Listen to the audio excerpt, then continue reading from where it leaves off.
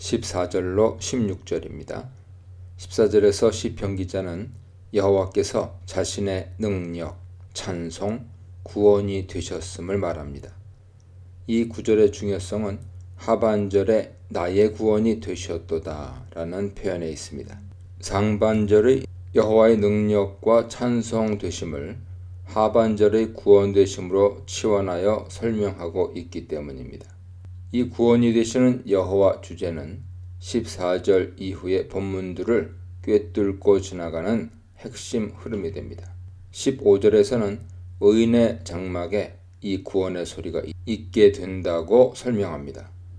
여기서 의인이란 물론 하나님의 구원을 입은 자들을 가리키죠. 그들이 구원을 받게 된 이유를 하반절은 여호와의 오른손이 권능을 베푸셨기 때문이라고 설명합니다. 여호와의 오른손이란 신인동영론적 표현으로 하나님의 역사를 비유적으로 기술하는 표현이죠. 16절은 여호와의 오른손을 두 번이나 언급하면서 15절의 여호와의 구원에 대한 강조를 이어갑니다.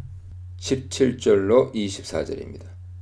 여호와의 역사로 구원을 얻게 되었다는 주제는 17절 이하에서 더 구체적인 주제로 연결 발전됩니다. 바로 죽음이라는 주제죠. 특별히 17, 18절이 죽음의 이슈를 다루고 있습니다. 17절에서 시편 기자는 내가 죽지 않고 살아서 여호와께서 하신 일을 선포하리로다 고백합니다. 하반절에서 여호와께서 하신 일이란 바로 그가 죽지 않고 살게 하신 일인 것이 분명하죠. 죽지 않고 라고 굳이 언급한 것은 시편 기자가 죽음의 주제를 언급하려 한 것이며, 다시 말해 죽음의 주제가 그의 삶에서 경험되었던 것임에 틀림없습니다. 이 죽음의 주제는 18절에 더 구체적으로 서술되는데 여호와께서 자신을 경책하셨지만 죽음에는 넘기지 않으셨다는 내용입니다. 경책하다로 번역된 야시아르 동사는 징계, 양육, 훈련을 위한 꾸짖는 행위를 뜻합니다. 여호와께서 시편 기자를 훈계하시려고 삶의 고난을 주셨는데 그 고난을 경험한 후 기자는 죽음에는 넘기지 않으셨다라고 말합니다. 이것은 곧 그가 죽음에 가까운 심한 고통을 경험했다는 것을 의미합니다.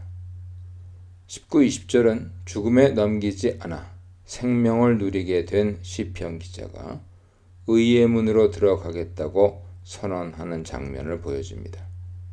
20절에 따르면 그 의의 문은 곧 여호와의 문이며 의인들이 그곳으로 들어가게 됩니다. 의인이라는 말은 15절에서 이미 등장했죠. 여호와의 오른손의 구원 역사를 경험한 자들을 의인이라 부르는 것인데 그들이 여호와의 문으로 들어가게 된다는 것을 말합니다. 그들이 그 문으로 들어가는 것은 그분께 감사드리기 위함이죠. 18절의 본문은 구원받은 자들이 여호와의 집에 들어가 그분께 감사드리게 되는 장면을 이제 묘사해 나가게 됩니다. 그러한 감사의 이유가 21절에 다시 한번 서술되어 있는데 바로 여호와께서 응답하셨고 구원이 되셨기에 감사하겠다는 것입니다. 21절의 내용은 118편이 그동안 말해온 모든 내용을 요약하여 서술한 것임이 분명합니다. 주께서 내게 응답하시고 나의 구원이 되셨으니 내가 주께 감사하리이다. 응답하셨다는 주제는 5절에서 등장했고 구원이 되셨다는 것은 14절로 17절의 주제였고 감사하겠다는 것은 19절로 20절의 내용이기 때문이죠.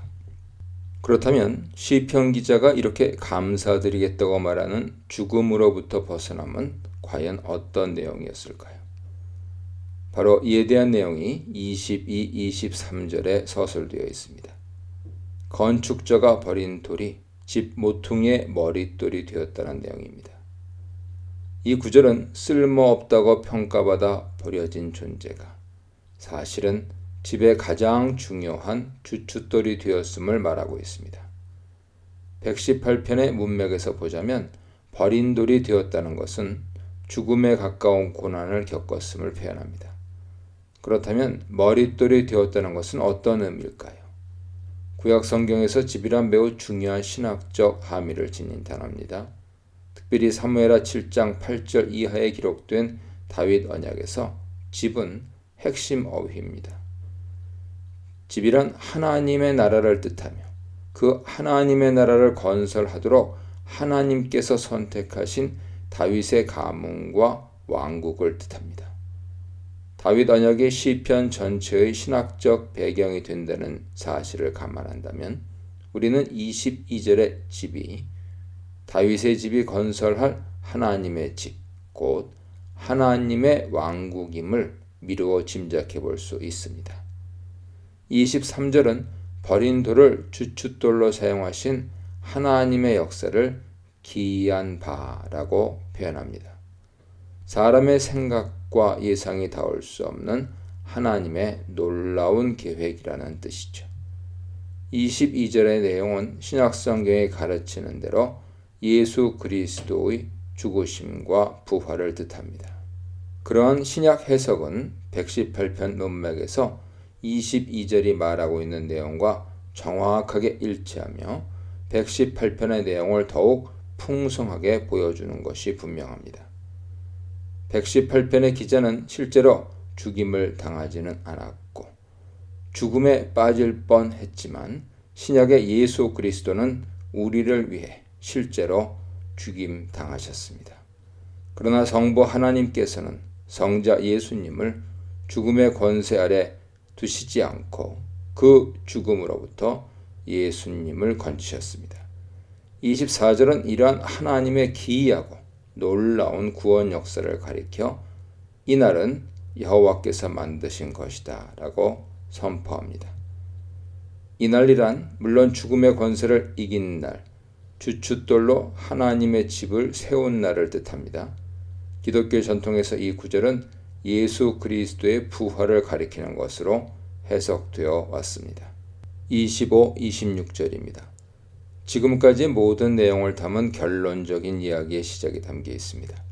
바로 여호와께 대하여 구원해 주옵소서라는 청원을 드리는 것이죠.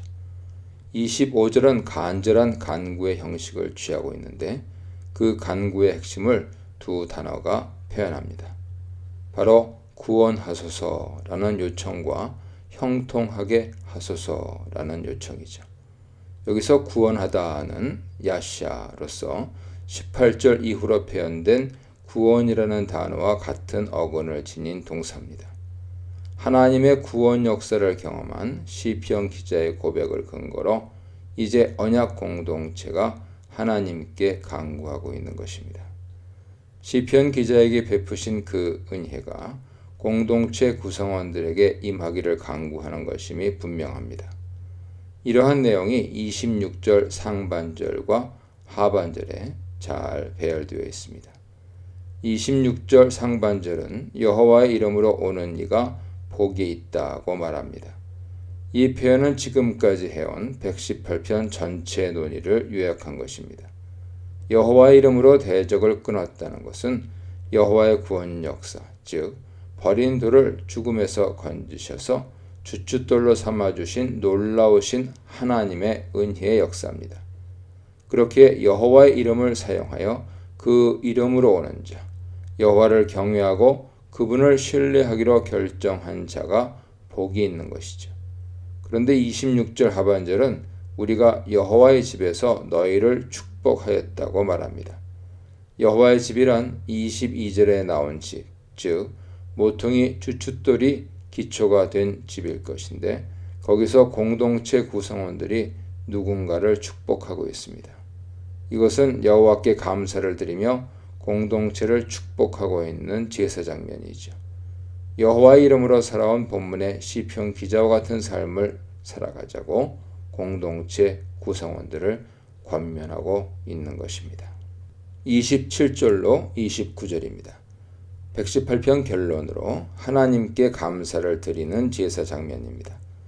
27절은 제물을 제단으로 가지고 나가는 장면을 묘사하며 28절은 시편 기자가 하나님께 감사드리는 장면을 보여줍니다.